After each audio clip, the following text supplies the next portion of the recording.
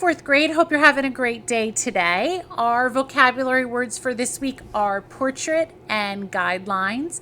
And we're going to start off by looking at some portraits by some different artists. So first, let's take a look at this painting. Sometimes artists create portraits, and a portrait is a likeness of a real person. Frida Kahlo, an artist from Mexico, painted this portrait called Portrait of Virginia, and this little girl is actually her relative.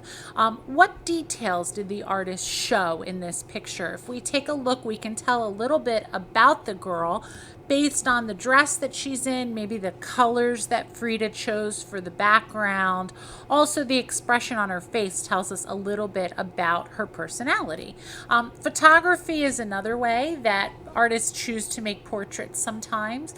If we look at this photograph by Solomon Getchoo, he's a photographer in Ethiopia. He used a camera to take this photograph of his son. And again, just by looking at the little boy's face and his expression, we can tell a lot about his personality. If we take a look here at this picture, you'll see guidelines drawn on the face. Guidelines help you to see and draw the proportions of a face. So for example, the eyes are about halfway between the top of the head and the chin, and you can see that there's a line down the middle of the face as well to help with the symmetry of the face. So today what we are going to be doing is a portrait of someone in your family or someone that is your friend that you would like to make a drawing about. So here's an example. This actually is a drawing that a student drew of someone else, like one of their friends. So you're going to either need to look at a photograph of your friend or your family member, or if you're lucky enough to be in the same house with them, you can ask them to sit for a portrait. So you would sit across from them or look at the photograph and draw the shape of the head, divide the head up with the guidelines. You're going to leave space near the edges of the paper to add the ears and the hair and the neck, and then draw the eyes, the nose, all the features, and anything else that you may notice. And then the last thing you're going to do is create a border with symbols around it that tells us a little bit about the person that you are drawing. So in this one, we see books, we see a cat, and we see water. And she's actually made a symbol for each of those. So we know a little bit about the girl in this portrait. We know that those are some of the things that she really enjoys doing. So you can do them as a pattern, or maybe you come up with something even more inventive to show some of the things that the person you're drawing about likes. So you're going to need your sketchbook today, your colored pencils, and a pencil. Okay, fourth grade, so I'm going to turn my paper vertically today so that I have enough room to draw a portrait. I'm going to start off just by drawing like a little rainbow line for the top of the head. Then I'm going to come down and around, almost like an egg shape, but really look at the person that you are drawing. I'm drawing my daughter, and I'm looking at a photograph of the shape of her head. So the shape of the head of the person you're drawing might be a little bit different. Once you have that done, you're going to very lightly draw the guidelines. Now, I'm drawing the guidelines a little bit darker than you should, just so you can see them. But I've drawn a line down the middle of the face. I'm going to divide the face in half.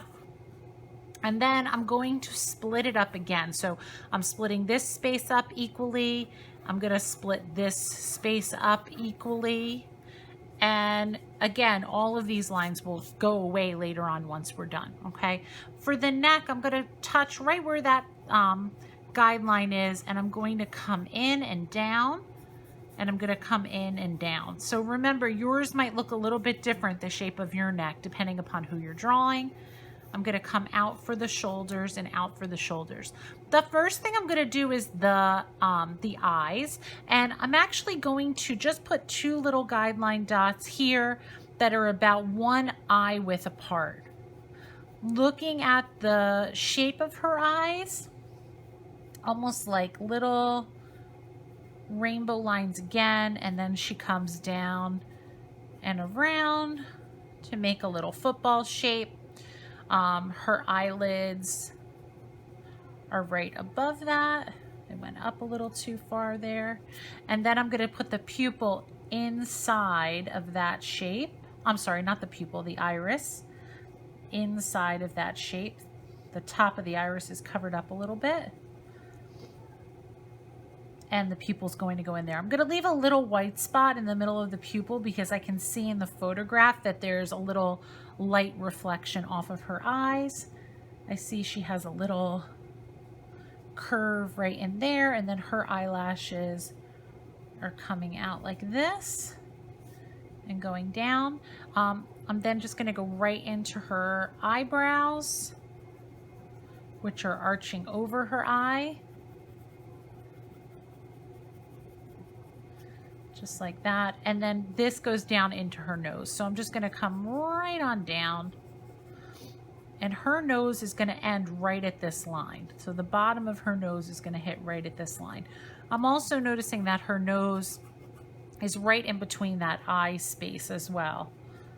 I'm going to come out and then do this little, I call this the jump rope line. It's like a little curve. It dips down and then it curves back up again. I have the nose a little bit wrong. I just have to fix that real quick. Okay. I'm going to get rid of these guidelines just so I can see it a little bit better. All right, so now I'm just going to make one more set of guidelines here coming down from the pupil. That's about where her mouth is. So I'm going to draw the top. Her mouth is closed in my photo. So I'm going to draw the top of the lip in between the lips and the line for the bottom of her lip. This is a little too big on one side. I notice she has a little curve in the bottom of her chin there. And then I can only see a little bit of her ears, but I'm going to draw the whole ear. Most of her ears are covered up in the picture by her hair. Okay, and then I'm going to start her hair just by, I like to start everyone's hair just by drawing kind of like a shower cap or like a swimmer's cap line. She has a part on this side of her head. And then her hair comes down over her shoulders like this.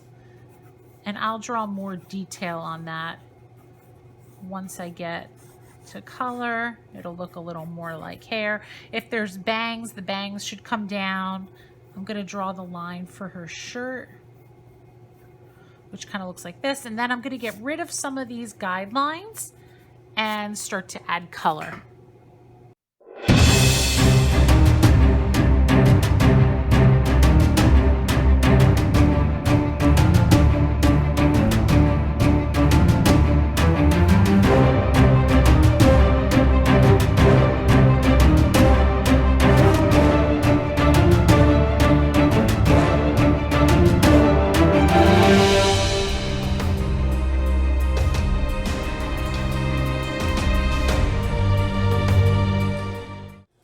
Okay, fourth grade, so here is my finished portrait of someone that I know.